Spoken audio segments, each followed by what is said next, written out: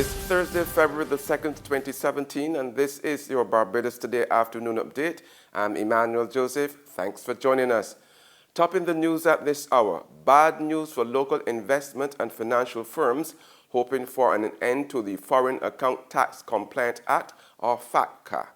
Global FATCA leader Dennis Hinske has told them if they are looking for it to end as a result of Donald Trump taking up the presidency, then forget about it.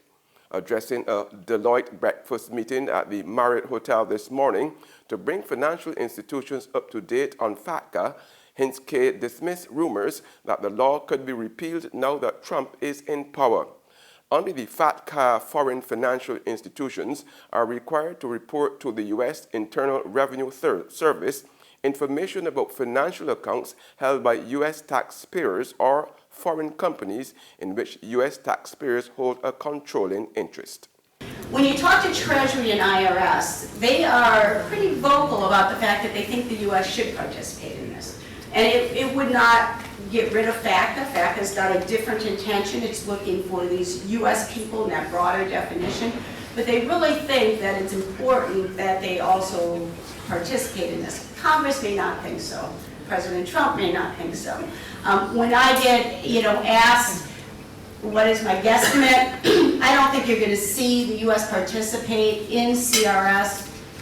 Maybe 5 to 10 years would be my guess. And it's going to depend really on, how much pressure is put on them, both politically from other countries, as well as the pain, in terms of being a non-participating jurisdiction. That is ultimately what will make, kind of push whether they comply or not. But I see it as being a fairly long time out. Canada, one of Barbados' closest trading partners, today launched a year-long initiative in Bridgetown to mark its 150th anniversary celebrations with a focus on pushing gender equality. Canadian High Commissioner to Barbados, Marie Lagarde, told a press conference that it's critical everyone was given the opportunity to reach their full potential. I know here, Barbadian told me that his daughter's reaction when she saw me on TV, that she was surprised that a woman can be a high commissioner. So I said, okay, we have to do something about that. So this event is all about making sure that everybody knows that they can reach their full potential if they want to. And there should not be any limit. Of course, there still are limits, but we need all to get to work and to overcome those challenges. And I hope that by promoting this event around the Caribbean, and that's why I would definitely need your help to make sure that we reach out to everybody, and not only to young girls, but also young men, because everybody needs to promote women's rights and women equality around the region. In sports now, the WICB Regional Super 50 continues today with West Indies under 19 playing Kent at North Sound this morning and Leeward Islands battling Trinidad and Tobago at Coolidge later this afternoon. Now, yesterday, Barbados thrashed the CCC Marooners by 200 runs, while Trinidad and Tobago flattened West Indies under 19 for 58. There's regional and international news after this short break. Read all about it, read all about it. Get your paper, only $2.25, let's get your paper. You again with that stale news from yesterday. I got the Barbados Today app on my phone and I just get my news for free. What do she? The Barbados Today, news you can trust.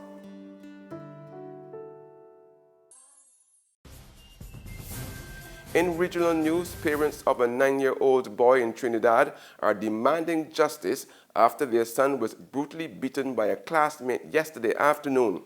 Tristan Khan was taken to hospital where it was confirmed he suffered damage to the bones and nerves in his right arm. The incident occurred at the Mayaro Government Primary School during afternoon recess.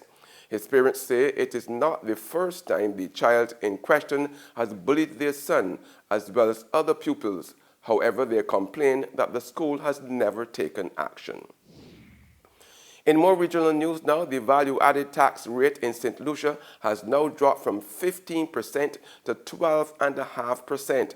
The new rate, which went into effect yesterday, is in keeping with the United Workers' Party's Fight to Stay Alive election campaign pledge to bring tax relief to St. Lucia.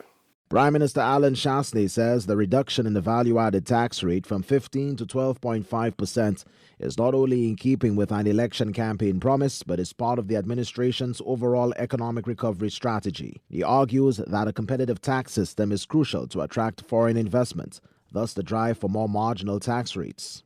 The government trying to resolve its financial situations by raising taxes will basically curtail any economic growth. In fact, we've seen that. So 3 of the last 4 years, we've had negative growth. It is my party's belief that in order to be able to grow this economy, we have to get investment, both investment that is homegrown and also foreign direct investment. And in order to convince people to be able to invest in this country, we have to lower the level of taxes. We have to become more competitive. Another critical aspect is the standard of living of St. Lucians. Prime Minister Alan Shastney does not subscribe to the notion of using taxation to address economic inequality. The administration is apparently looking to supply-side tax cuts to incentivize the private sector, which they believe will spur investment, job creation, and stimulate robust economic growth. On the global front, President Donald Trump's roller coaster ride towards diplomacy continued late last night with a tweet calling an Obama-era agreement with Australia to accept refugees a dumb deal.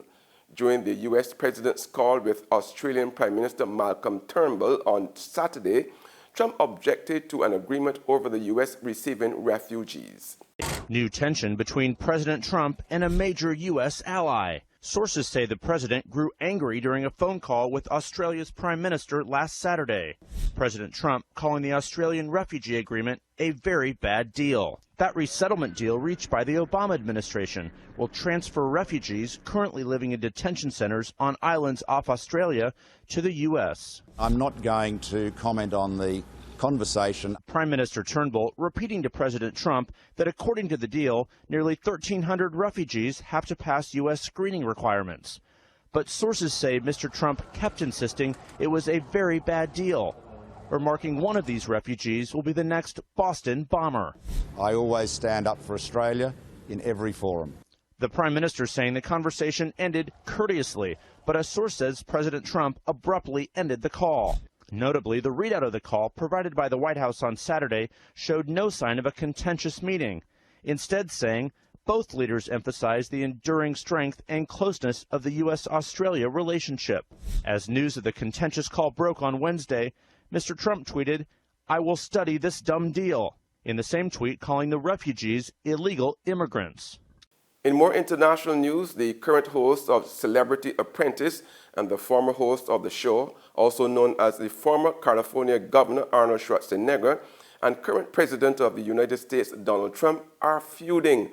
Now, this morning, Trump said during remarks at the National Prayer Breakfast that he wanted to pray for Arnold due to Schwarzenegger bringing in low ratings on the Celebrity Apprentice.